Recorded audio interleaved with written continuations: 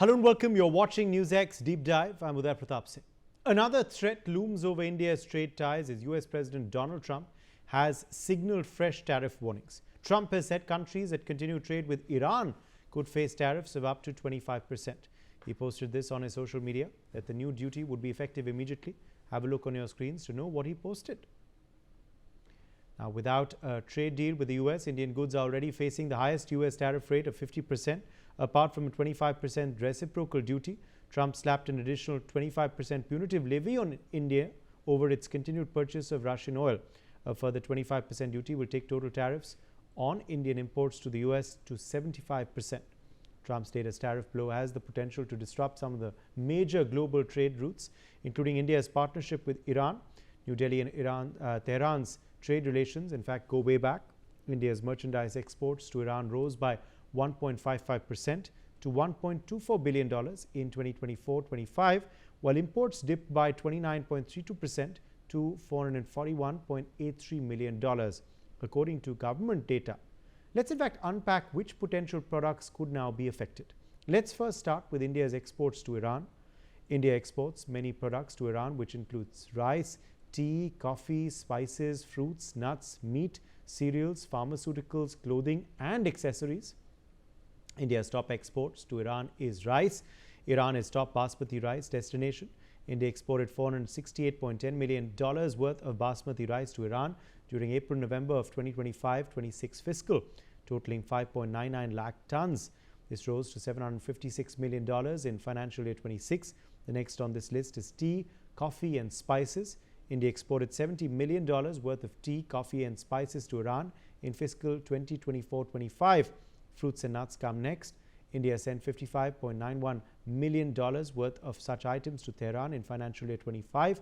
India's meat export to Iran fell in financial year 25 but still stayed a significant item of trade as per government data. The country exported for $14.07 million worth meat to Iran in financial year 25. Next in the queue is cereals. India exported cereals worth $757 million to the country. Indian exports of pharmaceuticals were $28.29 million in the last fiscal year. In fact, pharmaceutical products export increased by 116% year on year in financial year 25. Latest trade data with the Ministry of Commerce and Industry shows that Iran accounted for 0.26% of India's total exports in 25-26 up to November 2025. This share has been falling pretty consistently since 2019-2020, when Iran's share in Indian exports was 1.1%. Now let's move to imports from Iran. Iran's share in India's total imports stood at a relatively small 2.7% in 2016-2017, which shrank sharply after 2019 and is now 0.04% as of November 2025. In contrast, India is amongst Iran's top 5 trading partners. According to United Nations Comtrade database on international trade, Iran's export to India was $1.89 billion in 2022. This shrunk to $441.83 billion in 2024. Organic chemical export to India was the highest amongst all products in 2022. Iran exported $486.47 worth of organic chemicals to India. Nuts also make up for a significant chunk of Iran's exports to India.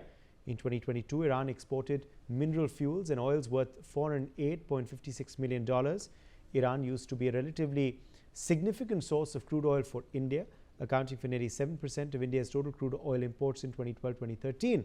However, the situation is very different now, with official data showing that India has not imported crude oil from Iran since 2019-2020, following the sanctions imposed on that country by the US. In fact, since 2019, New Delhi's trade with Tehran contracted by 87%, falling to $2.3 billion in 2024 from $17.6 billion in 2019. Though China is Iran's biggest trading partner, Trump's move has consequences for India beyond trade as well. The timing of Trump's announcements is important, coming hours before Indian and US officials sat down for another round of negotiations over the long pending trade deal. The fresh trade announcement is being viewed by a section of experts as another pressure tactic to get India to agree to US terms on the trade deal.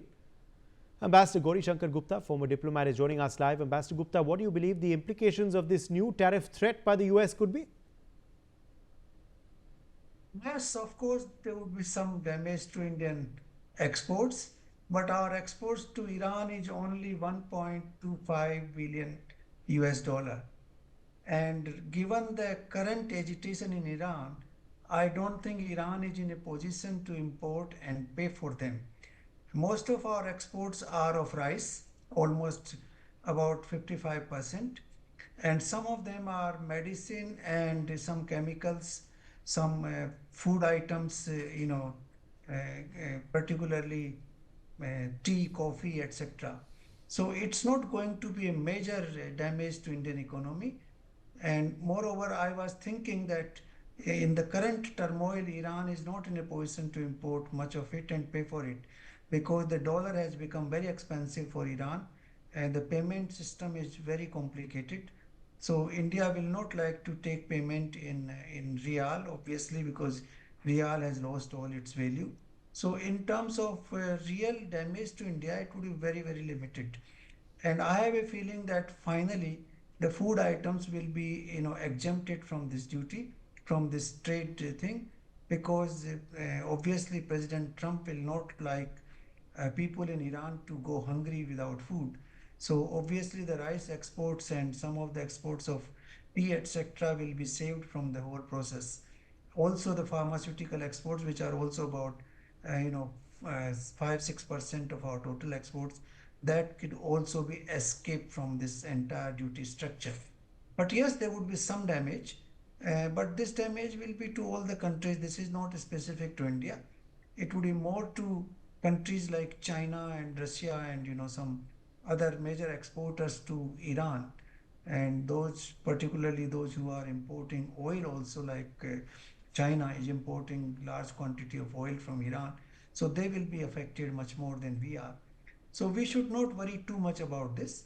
And finally, I have a feeling that 50% of our exports, maybe 60%, will escape the net of the Trump tariff. So I think there's no reason to worry about it. But let us hope that situation in Iran becomes normal either way. Either it becomes normal under the current regime, or there is a change of the regime and a new government, new stable government comes into power. Because the turmoil is not in our interest in any case.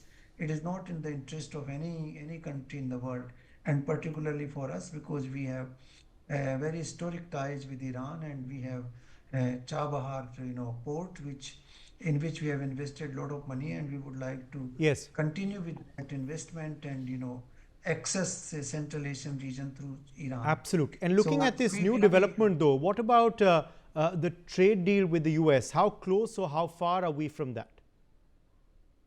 I think we have developed this port quite a bit. It's already partially operational, and we can export to Central Asia through Chabar No, the in a port, of course, limited way. the port I've understood your analysis on. I was talking about the trade deal, sir. The trade deal with the US, the comprehensive trade deal. How close or how far are we from that, looking at this latest development? I have a feeling that we are not very far now. The new ambassador who came to India 2 days ago, Sergio Gore, he made an announcement that the deal is not far. My feeling is that in next 3-4 weeks, we will sign and seal the deal. That is my assessment, because I don't think US would also like to prolong these kind of negotiations. The sticking point is basically agricultural exports from US. So some compromise will be reached and we will reach an agreement.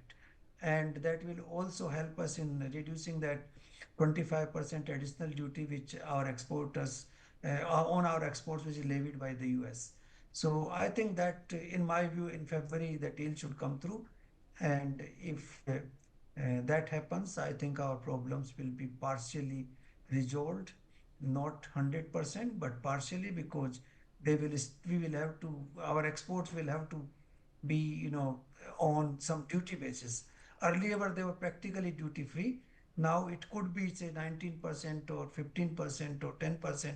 Some duty structure will be there, but that is applicable to all the countries of the world. The minimum right now is, I think, 15% with EU and some of the other countries. So if we are at 15 or 19%, I think that should be fine for us. Yes, appreciate you joining us, Ambassador Gupta, with your perspective on this particular segment.